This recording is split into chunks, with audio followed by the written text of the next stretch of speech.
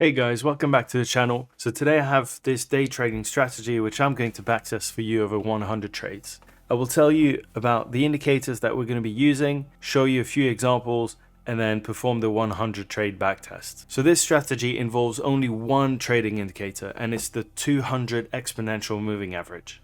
So an exponential moving average, also called an EMA, is a type of moving average that places a greater weight and significance on the most recent data points. The exponential moving average is also referred to as the exponential weighted moving average. An exponential weighted moving average reacts more significantly to recent price changes than a simple moving average, which applies an equal weight to all observations in the period. So this backtest is based on the 1 hour time frame with a 1:2 risk to reward ratio. So that means that every $1 that we risk, we aim to make a minimum of $2.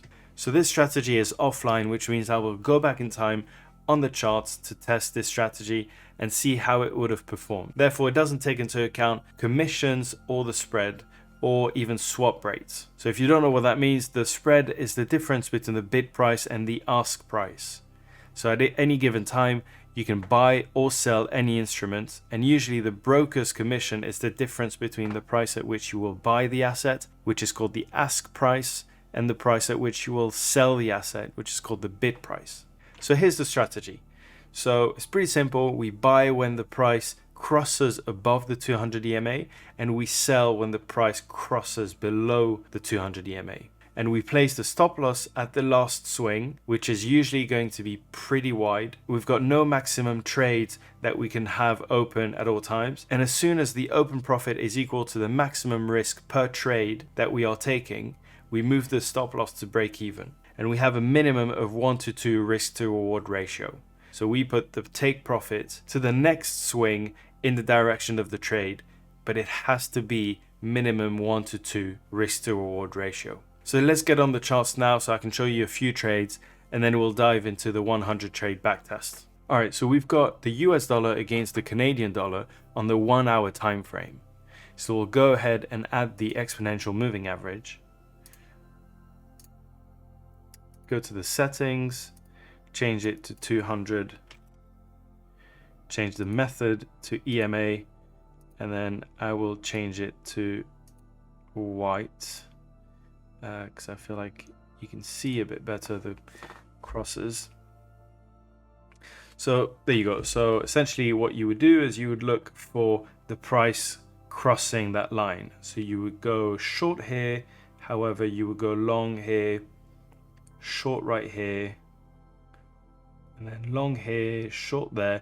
So I'll show you a few examples and then we'll go quickly onto the backtest. So there you go, a few examples. This strategy involves quite a lot of open positions at a time, simply because the price fluctuates when it crosses that line. So essentially here, we would go long right here because it crosses from below. We put the stop loss at the last swing and we aim for a 1:2 risk reward ratio. However, it crosses again, but to the downside.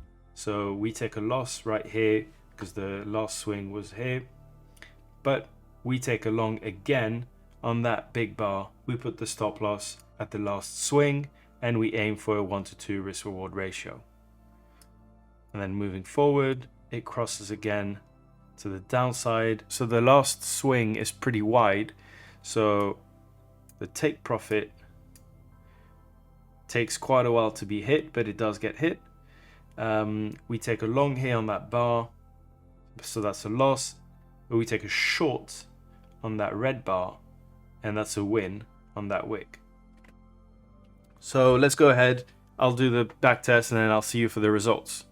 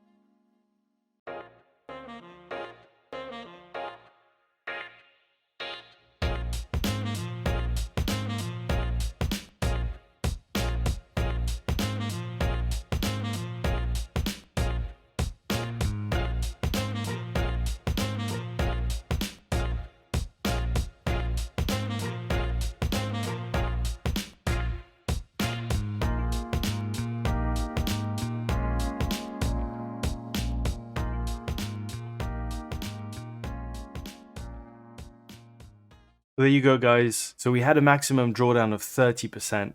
We were risking 5% per trade. The risk to reward ratio was a minimum of 1 to 2. We had 26 wins, 50 losses, and 24 trades that ended up break even. We had a maximum of 2 wins in a row and a maximum of 7 losses in a row. So that gives us a win rate of 34% over 76 days. So we end up with a total profit of 167.3%. So if you had started with $10,000, you would have ended up with $16,733 after 76 days.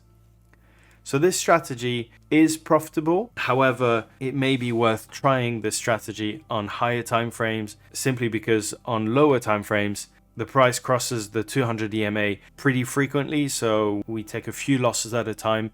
And if the volatility is pretty high, then even the trades that are in the correct direction might end up in a loss due to volatility. So let me know what you guys think in the comments. I'd be happy to try this again on a higher time frame if you think that it's valuable. And I'll see you in the next video.